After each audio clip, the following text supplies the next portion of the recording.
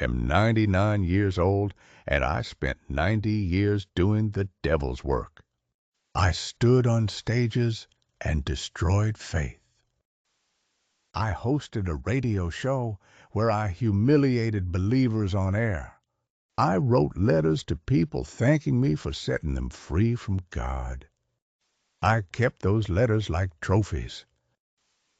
A few weeks ago, I was baptized. Millions of people saw the video. Half of them praised God. The other half called it fake, called it a trick. I understand. I spent my whole life doing the same thing.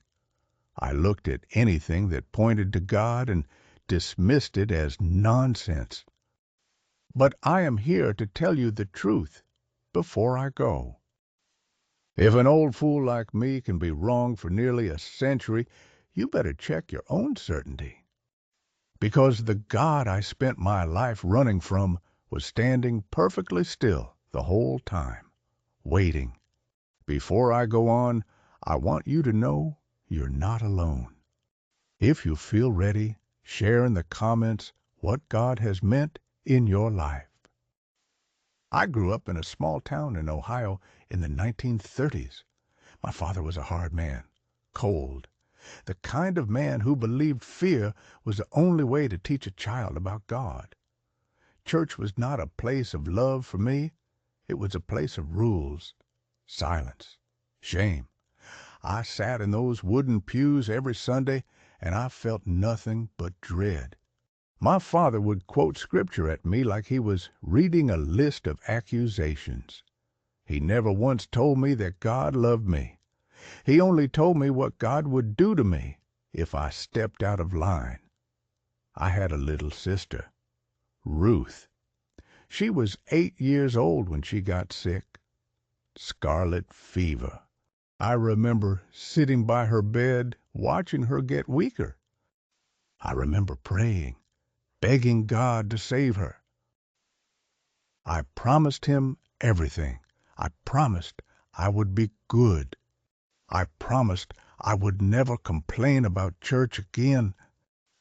I promised I would do anything if he would just let her live.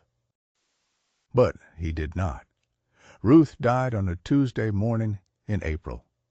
I stood at her funeral listening to the adults say the most painful things I had ever heard. It was God's will. She is in a better place now. The Lord gives, and the Lord takes away. I wanted to scream. What kind of God takes an 8-year-old girl from her family? What kind of God lets a child suffer like that and calls it his will? No one helped me understand it. They just patted me on the head and told me to have faith. That was the day something hardened inside me. I did not stop believing in God right away, but I started to hate him, and eventually hating something you believe in becomes the same as refusing to believe in it at all. I carried that wound for decades. I told myself I had moved past it. I told myself I was fine. But the truth is, I never grieved Ruth. I just turned my grief into a weapon. Every time I stood at a podium and tore apart someone's faith, I was really just a wounded 11-year-old boy screaming at the God who took his sister. Every argument I made against prayer was just me saying, "You did not answer mine." Every time I mocked the idea of a loving Father, I was really talking about my own father and the cold, distant God he taught me to fear. That wound became the foundation of everything I built, my career, my reputation, my entire identity. I thought I was fighting for truth, but I was just running from pain. When I got to college in the early 1950s, I discovered philosophy. I discovered logic. I discovered the writings of Bertrand Russell and Friedrich Nietzsche, and all the great skeptics who gave me the vocabulary I needed to express what I had been feeling for years. I learned how to turn my pain into arguments. I learned how to dress up my anger in the language of reason, and I was good at it. Very good. By the time I graduated, I could dismantle any defense of Christianity that anyone put in front of me. I could make believers stutter and stumble. I could make them doubt themselves. And I loved it. I told myself I was doing important work. I told myself I was helping people escape the same kind of fear and pain that I had experienced as a child, but the truth is, I was just running. I was running from God. I was running from the memory of Ruth. I was running from the terrifying possibility that maybe, just maybe, there was something bigger than me that I could not control. By the 1980s, I had built a career on atheism. It started with casual debates at universities, then invitations to lecture, then tours across the country, city after city, auditorium after auditorium, crowds of people coming to hear me dismantle the faith of anyone brave enough to step up to a microphone. I published essays, I was interviewed on radio and television, and then I got my own show, a call-in program where Christians would phone in thinking they could defend their beliefs, and I would tear them apart. I loved it. I am not proud to say that, but it is true. I loved the sound of their voices faltering. I loved catching them in contradictions. I loved when they could not answer my questions. I would say things like, "If your God is so powerful, why does he let children starve? If your Bible is true, why is it full of contradictions? If Christians have the truth, why have they caused so much suffering in history?" And when they stumbled, I would laugh. Sometimes I would call them stupid. Sometimes I would call them delusional. Sometimes I would hang up on the mid-sentence just to make the audience laugh. I thought I was a champion of reason, but I was a bully.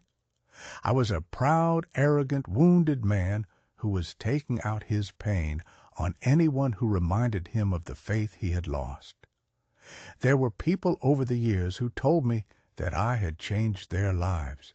People who wrote to me saying, "Mr. Briggs, I used to be a Christian, but after hearing you speak, I realized it was all nonsense. Thank you for setting me free." I kept those letters. I kept them in a box in my office like trophies. I was proud of every single one. I thought I was doing something noble, but now those letters haunt me. Every name on every envelope represents a soul that I pushed further from God.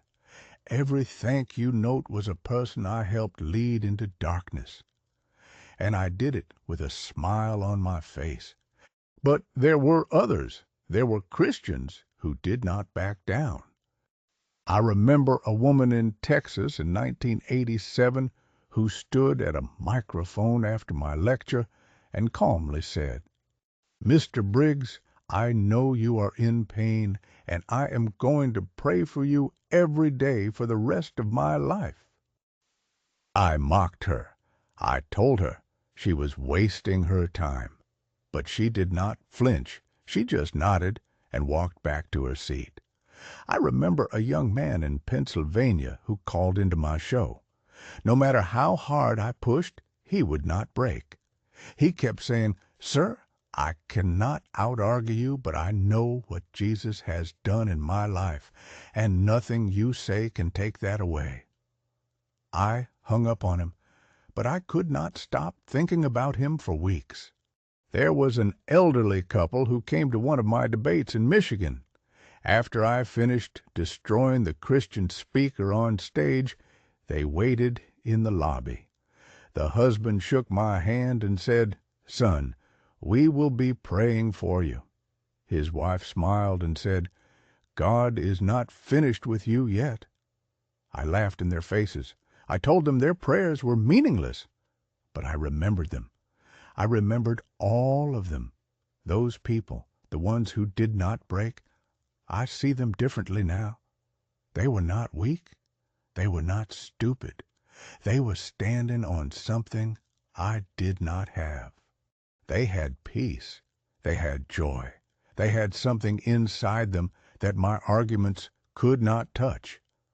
I told myself they were brainwashed. I told myself they were delusional. I told myself they were afraid to face reality. But the truth is, I was afraid. I was afraid of what it would mean if they were right. I was afraid of what it would cost me to admit I had been wrong for so long. So I kept fighting. I kept mocking. I kept building my reputation as the man who could destroy any Christian argument. But late at night, alone in my office, I would think about them. The woman in Texas, the young man in Pennsylvania, the elderly couple in Michigan. What were they standing on that I did not have? What did they know that I was missing?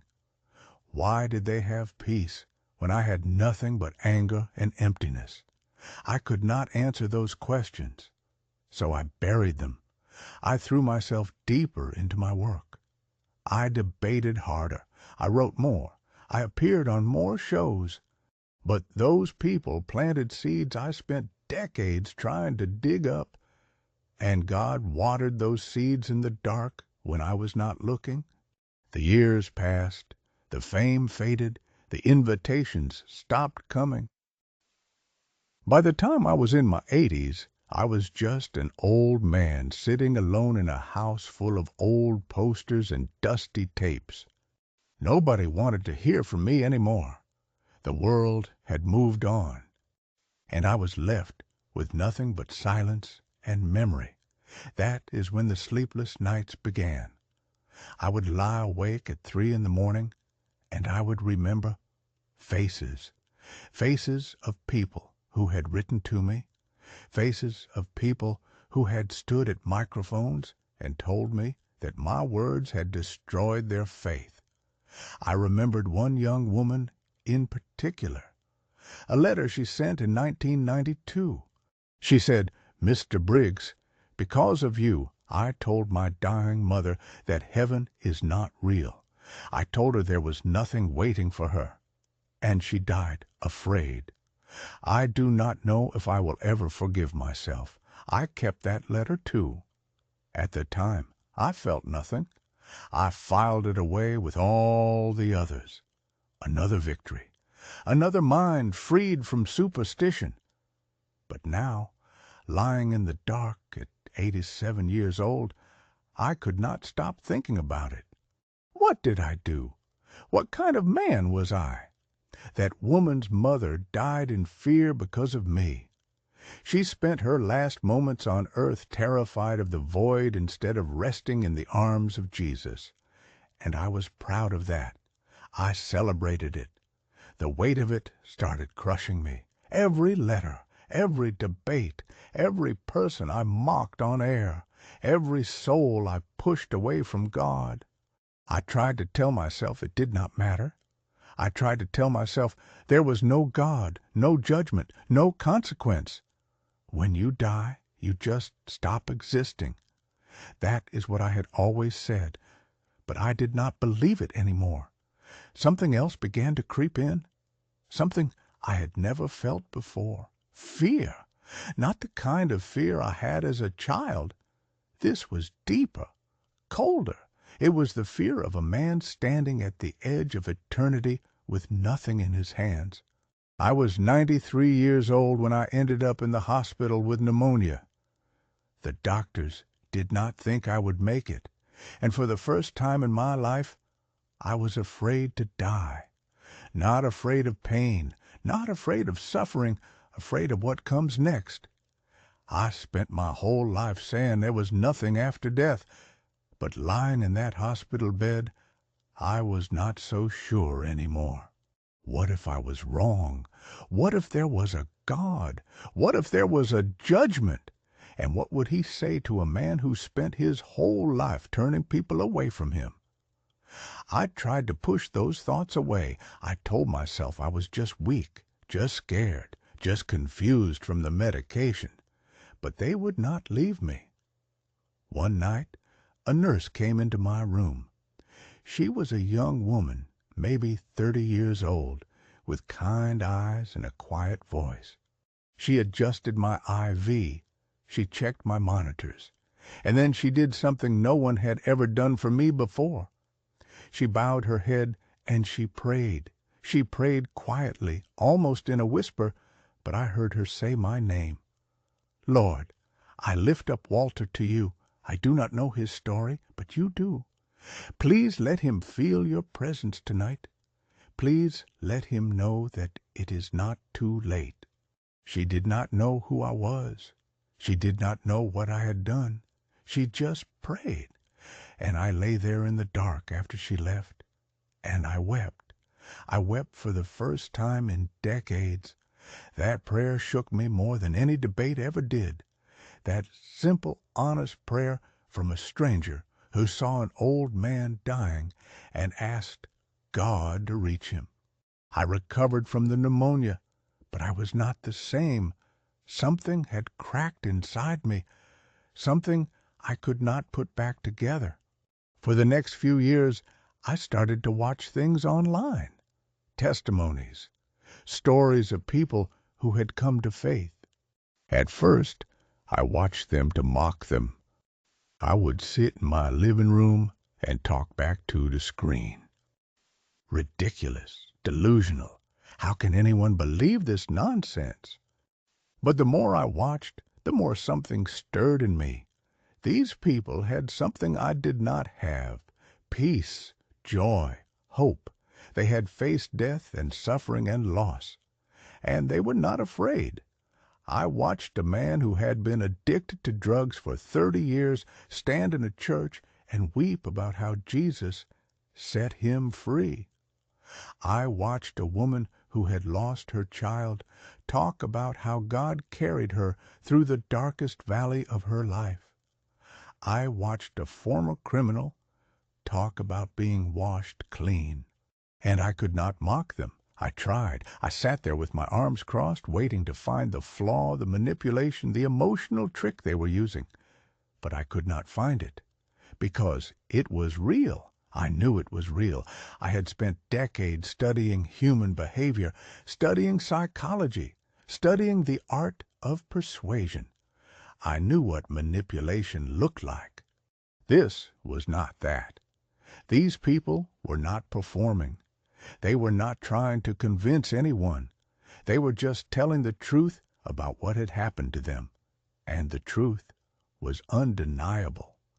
One night, about a year ago, I was watching a testimony of a man who had been a violent criminal, a man who had hurt many people. He was standing in a church weeping, talking about how Jesus had forgiven him, how Jesus had washed him clean, how Jesus had given him a new life. And I found myself saying out loud, "But you do not know what I have done." I said it to the screen, to that man, to no one. But I heard myself say it, and I realized something. I was not arguing any more. I was not debating. I was not mocking. I was confessing. I sat there in my living room, 98 years old, surrounded by the wreckage of my life, and I said it again. You do not know what I have done. And then I said something I had never said before, something that slipped out before I could stop it. God, if you are real, why would you ever want a man like me? It was not a prayer. It was barely a whisper. But it was the most honest thing I had said in 90 years. I sat there in the silence waiting for an answer I did not expect to get. And I felt something. Not a voice, not a vision, just a presence. A weight in the room that had not been there before. And I knew. I knew he was there. I knew he had always been there. I knew he had been chasing me my whole life while I ran. I put my face in my hands and I wept. not the quiet tears I had cried in the hospital. This was something deeper. This was 90 years of pride breaking apart. I did not have words. I did not have arguments. I did not have defenses. All I had was the truth. I was a sinner. I was lost. I was broken. And I needed him. That question opened a door I had been barricading for 90 years, and I was too tired to keep it closed any more. That night I had a dream. At least I think it was a dream. It felt more real than anything I have ever experienced. I was standing in an old television studio, the same studio where I used to host my call-in show. I was at my podium, just like the old days. But across from me, at the other podium, was a presence. I could not see a face, but I knew. I knew with absolute certainty that it was Jesus. He did not speak with words at first, but I felt something. I felt every moment of my life laid bare before him, every insult I had spoken, every person I had mocked, every soul I had pushed away from faith, every letter I had kept as a trophy. It was all there, and I could not hide. I wanted to defend myself. I wanted to give my arguments, my reasons, my justifications. I wanted to explain why I was right to do what I did. But I could not speak. My mouth would not move. My mind went blank. Every argument I had ever made dissolved like smoke, because in that moment, standing before him, I knew the truth. I had always known the truth. I had just spent 90 years running from it. And then he spoke to me, not out loud, but directly into my heart. He said, "Walter, you spent your life doing the enemy's work. You called it logic. You called it reason. You called it science. But you were a tool of the one who hates me and hates the souls I died for. You led my children into darkness, and you were proud of it." I fell to my knees. I had no defense. Everything he said was true, every word of it. I thought about the woman in Texas who promised to pray for me. I thought about the young man in Pennsylvania who would not break. I thought about the elderly couple in Michigan who said God was not finished with me yet. They were right. They were all right. And I had laughed at them. I thought about the letters. The young woman whose mother died in fear. The college student who abandoned his faith because of me. The pastor who left the ministry after hearing me speak. I destroyed them. I took a wrecking ball to their souls and called it enlightenment. The weight of it crushed me. I could not breathe. I could not stand. I collapsed on the floor of that studio, and I had nothing left. No arguments, no pride, no defenses, just the truth. I was guilty. I was lost. I deserved whatever judgment was coming. And then his voice changed. It became softer, warmer. He said, "But I did not come for the righteous. I came for sinners. I did not die for the people who deserve me. I died for my enemies. I died for the mockers. I died for the ones who spit in my face and drove nails into my hands. And I died for you, Walter, even you." I looked up, and I saw him. Not his face, but I saw the cross. I saw the nails. I saw the blood, and I understood. He knew everything I had done. He knew every soul I had led astray. He knew every word I had spoken against him. He knew it all, and he died for me anyway. Not because I deserved it, not because I earned it, not because I was good enough, but because he is love. And love does not wait for you to be worthy. Love reaches down into the pit and pulls you out. I collapsed. I could not stand. I could not speak. All I could do was weep and say over and over, "I was wrong. I was wrong. I was so wrong. And then I said something else, something I had never said in my entire life. Jesus, I believe you are real. I believe you died for me. Forgive me. Please forgive me. I woke up on the floor of my living room, tears streaming down my face, my whole body shaking, and I prayed. For the first time in my life I prayed sincerely. I said, Jesus, I believe you are real. I believe you are who you say you are. I believe you died for sinners, and I am the worst of them. Please forgive me. Please forgive me for every soul I turned away from you. Please find them. Please bring them back. And please let me spend whatever time I have left telling people the truth. I do not know how long I lay there, but when I finally stood up, something was different. I was different. A few weeks later, I walked into a church for the first time in over 80 years. I did not know what to expect. I sat in the back row, trembling, feeling like I did not belong. After the service, I asked to speak with the pastor. He was a kind man, younger than my grandchildren, with patient eyes and a gentle voice. I told him everything. I told him about the debates. I told him about the show. I told him about the letters. I told him about the people who said I destroyed their faith.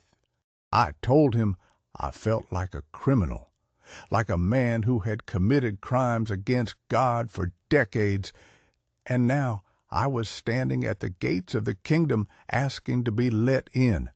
I asked him, how can God forgive a man like me? How can he let me into heaven after what I have done? And he opened his Bible and he read to me from Romans chapter 5. He read, "But God demonstrates his own love for us in this, while we were still sinners, Christ died for us." He said, "Walter, salvation is not earned. It is a gift, and it is offered to everyone who believes, even the ones who spent their lives fighting against it." I wanted to believe it, but the grief was still there. It is still there now. I still pray every single day for the people I led astray. I beg God to reach them. I beg him to reopen their hearts. I beg him to undo the damage I did. I do not know if he will, but I have to ask. I will ask until my last breath. The pastor asked me if I wanted to be baptized. I said yes. I said I went public for atheism for 50 years. Now I want to go public for Jesus. Even if it is just in front of a small congregation, even if no one else ever hears about it, I want to declare that I was wrong and that he is Lord. A few weeks later, they baptized me. I stood in that water at 99 years old, shaking, afraid, ashamed. The pastor asked me, "Walter, do you confess Jesus Christ as your Lord and Savior?" And I said, "Yes, yes, I do. He is my Lord. He has always been Lord. I was just too proud and too blind to see it." And then I went under, and when I came up, I was weeping. I could not stop. I just kept saying, "Thank you, Jesus, thank you, thank you." I felt washed. I felt clean, but I also felt broken. I still feel broken. I do not think that will ever fully go away. The weight of what I did, the souls I pushed toward darkness, that is something I will carry until I see him face to face. But I am not carrying it alone any more. Someone in that little church recorded my baptism on their phone. They put it online, and somehow it went viral. Millions of people have seen it now. I have read the comments. Many people are praising God. Many people are saying my story has encouraged them. But many others are calling it fake. They are saying it is AI. They are saying it is generated. They are saying it is not real. And I understand. I understand because that used to be me. I spent my whole life looking at things I could not explain and calling them nonsense. I spent my whole life dismissing anything that pointed to God as a trick, a delusion, a lie. So I am not angry at those people, but I am warning them. If you are someone who looks at a testimony like mine, and your first instinct is to say that is fake, that is AI, that is not real, then I want you to check your heart, because you are standing exactly where I stood for most of my life. The devil is a liar. He loves confusion. He loves doubt. And he especially loves it when people dismiss the work of God as a trick. I spent decades doing the devil's work without even knowing it. I called it logic. I called it science. I called it reason. But I was just a tool in the hands of the enemy, helping him convince people that God is not real, calling everything fake, calling everything AI, calling every testimony a hoax. That is exactly the kind of reaction the enemy wants. Do not give it to him. Do not wait until you are 99 years old to find this out. Do not wait until you are on a hospital bed. Do not wait until you are surrounded by regret and wondering what comes next. Come to him now. Come to him today. I am praying every day for the souls I led astray. I am praying that God reaches them before it is too late, and I am praying for you, whoever you are, wherever you are. If something is stirring in your heart right now, do not ignore it. That is not coincidence. That is God. My peace now is not because I deserve it. It is because Jesus paid for it. I spent my life fighting against God, and He won. Thank God He won. I am 99 years old. I do not know how many days I have left. Maybe weeks, maybe days, maybe hours. But I know I am not afraid anymore.